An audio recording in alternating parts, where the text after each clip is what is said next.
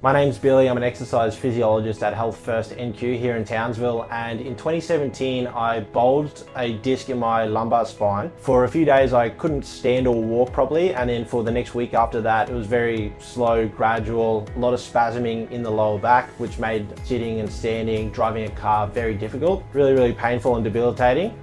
Came back from that, thought I was through it. A year later, and then every year for the next few years, once a year, I had a recurrence of that pain, which had the exact same symptoms. Then there was a year, 2.5 years ago, where I had it twice in 6 months. So it was becoming more frequent and the symptoms were worse. So I was like, well, this is pretty embarrassing. The exercise physiologist who, has to cancel appointments with his clients because his back flared up, or walking around the gym with a back brace on, or not being able to change weights properly when training clients. So I was like, all right, we've got to do something about this, because I preach it to everyone else, and here I am now every 6 months getting a flare up. This video will be showing you what I did to now, 2 years going, not have another flare up. And I'm doing more activities that I enjoy than I was doing those years where the back was flaring up. So I'm playing golf multiple times a week. I go to gym 4 to 5 days a week. I'm training harder now than what I was training back then, lifting heavier weights. I have a kid now too, so heaps of activities with the kid, picking him up at awkward angles. Nothing flares it up, nothing bothers it. I'm the best I've ever been. Just like most of us, when we get an injury, I was the same. So if you hurt your shoulder, your back flares up, you do your physio exercises, which is the light stretching and some light resistance bands, activation exercises, and then slowly your body heals and the pain goes away and you get back to life, and then you forget about it. But this time, because I was determined not to let it recur again, and I had goals of playing golf and training and having a newborn, carry and lift and pick out of a cot, I was adamant that I was going to be doing my core exercises 4 days a week, every single week. Not once a week, not when I felt like it, when I was motivated, but I did it every week, and I made sure I progressed it, just like you would with any exercise. Pick an easy example like a squat or a bench press. The goal is every week you want to add a little bit of weight. That's how you prove that you're getting stronger. Well, same as for your core musculature, you're only going to get stronger if you're progressing the exercise intensity. And remember, if it doesn't challenge you, it doesn't change you. That's what I've stuck to now for 2 years. Core every single time I'm in the gym, which is 4 days a week, and the back pain has not come back. So I'm now going to show you the exercises I did when I was acute and highly inflamed in a lot of pain, and then I'll show you the exercises that I've done very regularly and progressed over the last couple of years to prevent it recurring. The first exercise that I start with in the acute phase is the cat-cow. As you can see, I'm moving very slowly, very cautiously, because the muscles around the lower back are spasming at this stage, and I'm focusing on trying to move one vertebrae at a time from the top of my spine all the way down into the lumbar spine, and really trying to get that lumbar spine flexing and extending to promote circulation and healing.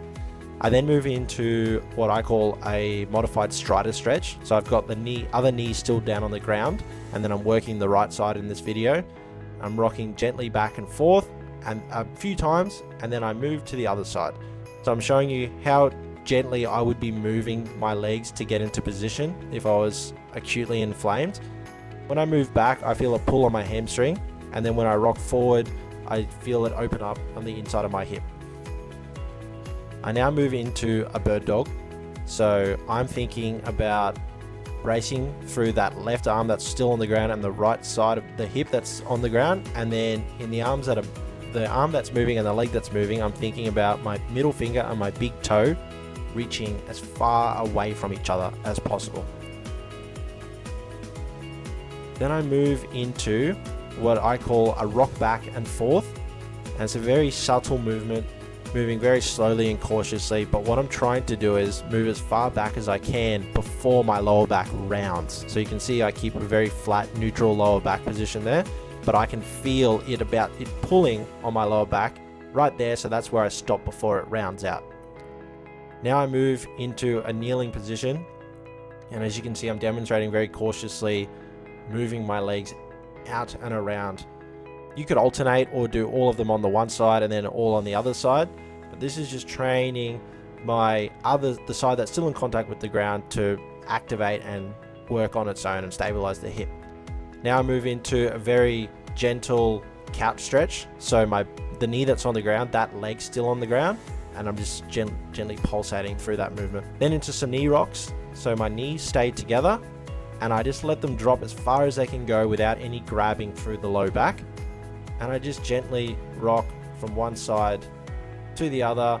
Each rock, I should try and get a little bit closer to the ground. Then I move into a McGill modified curl up. So one leg stays bent, one leg's out straight. The hands go under the lower back and the hips for support of the lumbar.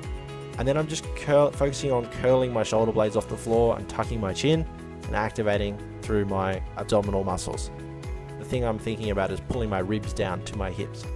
Now I move into a reduced range prone extension.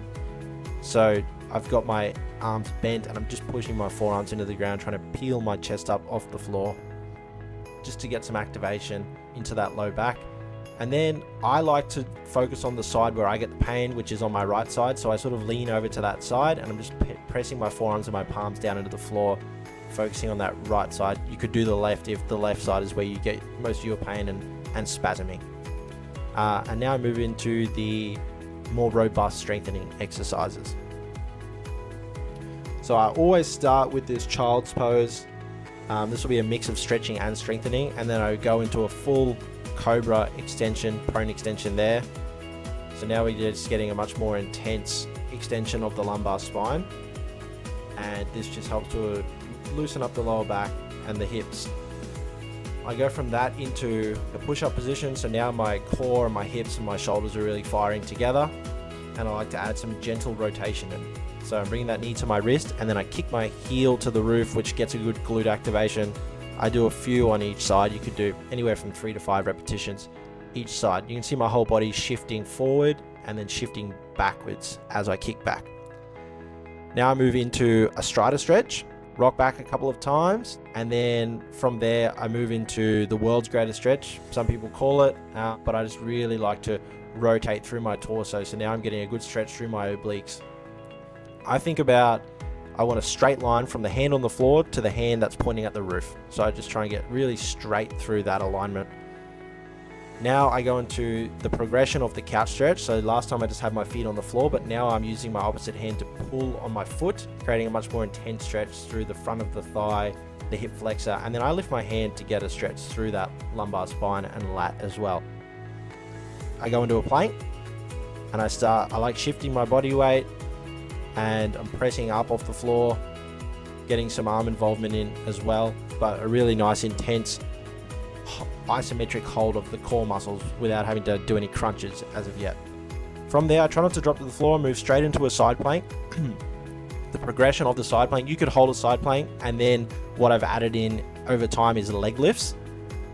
So I like to do anywhere from 5 to 10 of these each side, and it's a much more intense contraction in that bottom hip muscle, which is, the hips are really important for helping the lower back out, stabilizing the spine.